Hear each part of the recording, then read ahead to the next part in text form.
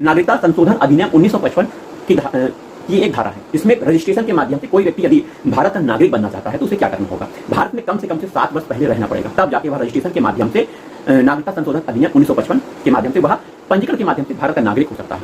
यदि कोई विदेशी व्यक्ति भारत में देशीकरण के माध्यम से देशीकरण के माध्यम से वह भारत की नागरिकता प्राप्त करना चाहता है तो उसको के लिए कितने वर्ष भारत में रहना आवश्यक है? तो विदेशी व्यक्ति जो भारत में देशीकरण के माध्यम से भारत की नागरिकता प्राप्त करना चाहता है तो उसके लिए कम से कम 10 वर्ष रहना आवश्यक है। रजिस्ट्रेशन के माध्यम से 7 वर्ष रहना आवश्यक है।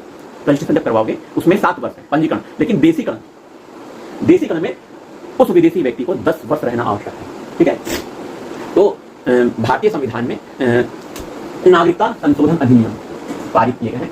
नागरिकता संशोधन अधिनियम, पहला अधिनियम 1955 का है। नागरिकता संशोधन अधिनियम दूसरा बना है 2005 में और नागरिकता संशोधन अधिनियम 2019 में बना है।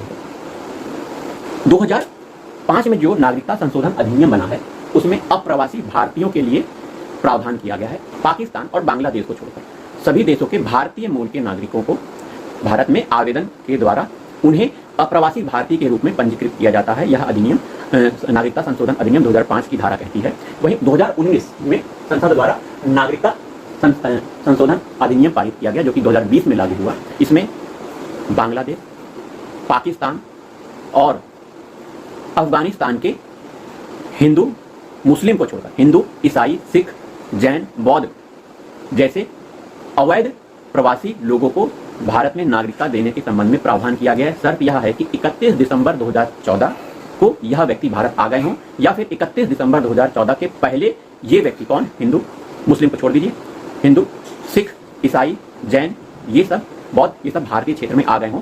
टाइम क्या है? 31 दिसंबर 2014 के पहले ये भारत में आ गए हैं। तो इनके अवैध प्रवासी हैं, अवैध प्रवासी ये भारत में यदि आ गए हैं तो इनके नागरिकता संबंध में 2019 में ये नागरिकता संशोधन अधिनियम पारित किया गया। छठी अनुसूची में इनका वर्णन है। इन राज्यों में यह नियम लागू नहीं होगा। असम, मेघालय, मिजोरम और त्रिपुरा, इन राज्यों में नागरिकता संशोधन अधिनियम 2019 लागू नहीं होगा जो कि 2020 में बना था। तो नागरिकता के संबंध में बहुत से प्रश्न पूछे जाते हैं, जैसे भारत में कैसी नागरिकता दी जाती है? एकल नागरिकता का प्रावधान है। नागरिकता कैसे प्राप्त की जा सकती है? 5 आधारों पर प्राप्त होती है। जन्म के आधार पर, वंशज के आधार पर, पंजीकरण के आधार पर, देशीकरण के आधार पर। कोई भूभाग जो भारत में पहले नहीं था अब भारत का अंग बन गया है, वहां के नागरिकों को भारतीय नागरिकता दी जाती है।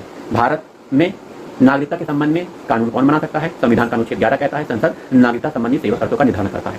वहीं भारत में किसी व्यक्ति की नागरिकता कैसे खत्म की जा सकती है? वह स्वेच्छा से नागरिकता छोड़ दे या फिर वह नागरिकता का त्याग कर दे, वह दूसरे देश की नागरिकता को ग्रहण कर ले।